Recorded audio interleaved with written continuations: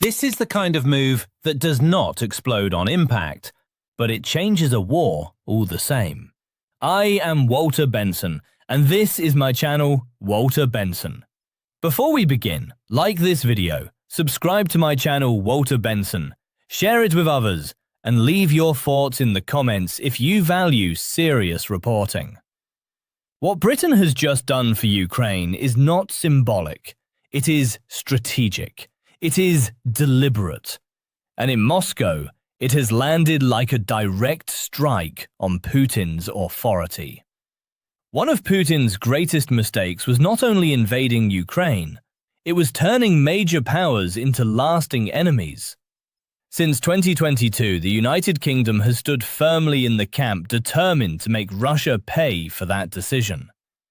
Now London has delivered a brutal 1-2 combination against the Kremlin. First came money, then came drones. Together they send a clear message. Britain is not stepping back. It is preparing to help Ukraine fight through this war and shape what comes after it. The first blow came in cash, and not just any cash. On April 15, Ukraine received about $1 billion through a mechanism tied to frozen Russian assets held by the United Kingdom. This payment came through the G7 Extraordinary Revenue Acceleration Initiative, known as the ERA. It is part of a wider agreement under which Britain is expected to deliver roughly $3 billion to Kyiv. Ukraine wasted no time making clear what this meant. Finance Minister Serhiy Marchenko publicly thanked London for what he called consistent and resolute support in the 5th year of full-scale war. He also made clear where the money would go. It would be directed toward the priority needs of security and defense. That was more than gratitude. It was a signal to Moscow. Ukraine wanted the Kremlin to understand that fresh funding had arrived, that it would be used against Russian aggression, and that the source of that funding made the message even harder for Putin to ignore. What makes this especially painful for Moscow is the structure behind it. Britain is not simply writing checks from its own treasury. The ERA system, designed in 2024 by the G7, allows member states to use the extraordinary revenues generated by frozen Russian assets to support Ukraine. The assets themselves are not directly handed over. That would open legal disputes and give Russia room to claim outright seizure. Instead, the profits those assets produce are used to service loans for Ukraine. In plain terms, Russia's own immobilized wealth is helping finance the defense of the country it invaded. The broader program is expected to generate around $50 billion for Ukraine. That is why this latest British transfer matters beyond the $1 billion figure. It is part of a pipeline. It turns sanctions pressure into sustained military funding, and it leaves the Kremlin raging because the mechanism is clever, legal, and very difficult for Russia to stop. Ukraine is unlikely to waste this opportunity. Much of the money could strengthen the sectors that now define modern warfare for Kyiv. President Zelensky has said Ukraine's drone industry is producing millions of drones each year. Funding can expand that output further. It can also support initiatives that help Ukraine buy Western weapons with backing from European partners. For Moscow, that is the deeper problem. This is not a one-time delivery that fades after a headline. It is a financial stream that can feed production, procurement, and adaptation over time. Russia is not only facing Ukraine on the battlefield, it is facing a support system that is learning how to turn frozen Russian wealth into future Ukrainian capability. Every new drone frame, every component, every system funded through these mechanisms becomes part of the long war Putin created for himself. And Britain has now shown it is fully prepared to keep that system moving. Then came the second blow. On the same day Ukraine announced the cash infusion, Britain unveiled the largest drone package it has ever prepared for Kyiv. Defense Secretary John Healey announced that the United Kingdom would provide at least 120,000 drones of various types. This is a major expansion, not a token shipment. The package includes systems for long-range strike missions, reconnaissance, logistics support, and maritime operations. That matters because drones now shape nearly every layer of this war. They scout, hunt, resupply, strike, and disrupt. But what should truly concern Putin is where many of these drones are being built. The vast majority are being developed on British soil. That means they are being produced inside a NATO country, beyond the reach of Russian strikes, unless Moscow wants direct confrontation with the entire alliance.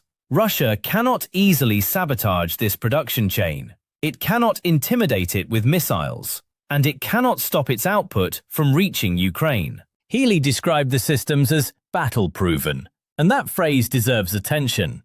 Britain has not fought a direct state war in recent years, so when officials speak of battle-proven drones, it strongly suggests technology already tested in the conditions of the Ukrainian battlefield.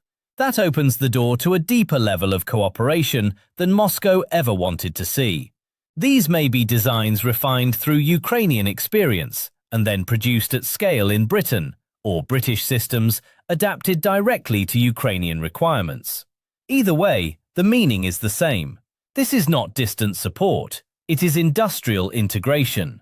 Britain and Ukraine are not merely exchanging weapons and money, they are shaping production around the demands of real combat against Russia.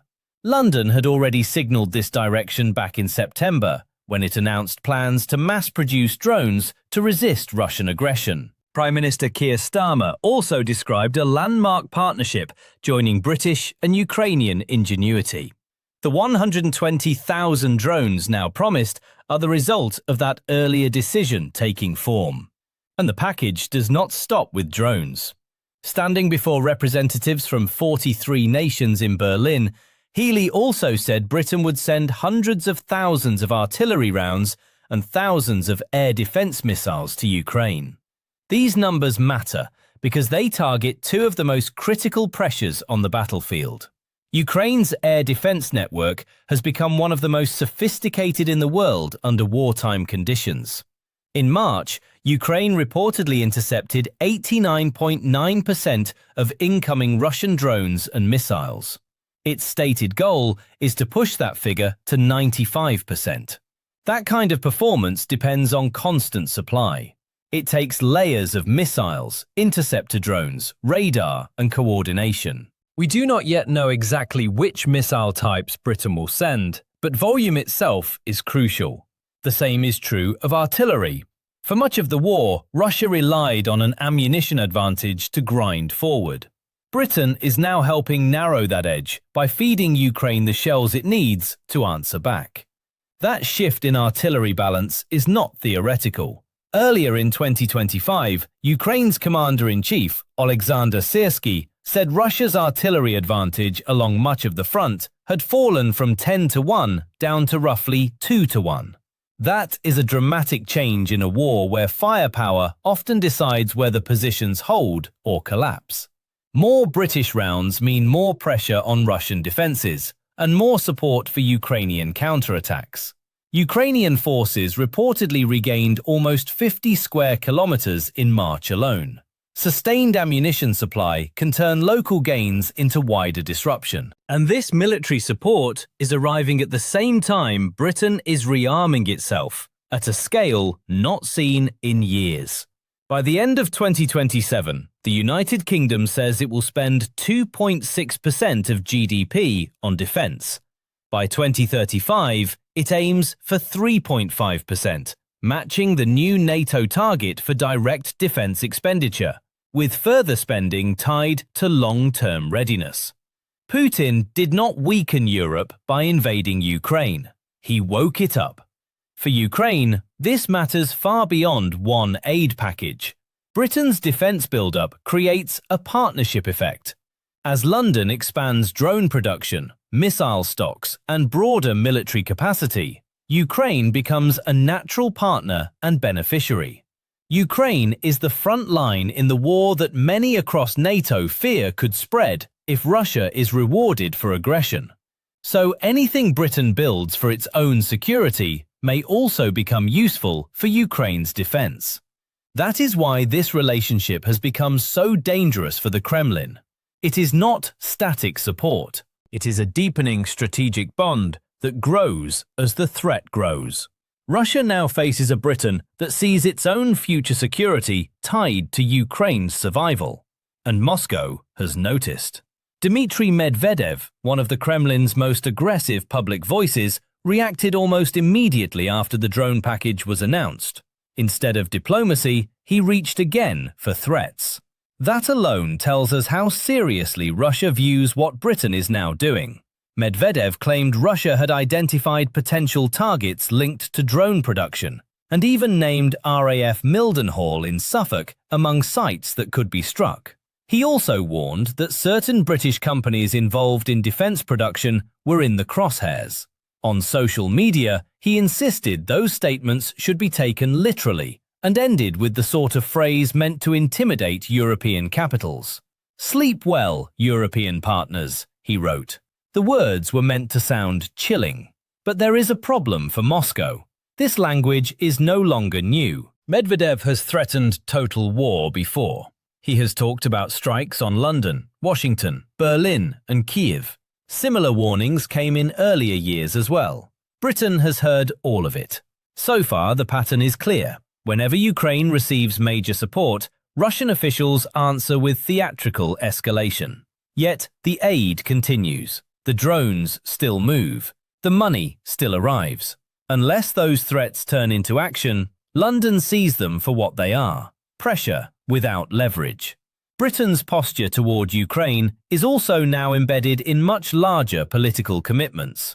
In January 2025, London declared a 100-year partnership with Ukraine. The number was chosen for effect, but that effect matters. It tells the Kremlin that Britain wants Ukraine to remain sovereign long after Putin is gone. Britain has also helped lead the coalition of the willing alongside France, a framework intended to support post-war security and possibly peacekeeping arrangements in Ukraine once the fighting ends. That sends another message to Moscow. Ukraine's allies are not only thinking about how Russia's war ends, they are thinking about how to prevent a second one. Former NATO representative John Lough has said Russia now sees Britain as its #1 enemy outside Ukraine. That helps explain the hybrid pressure, the cyber activity, and the hostile rhetoric.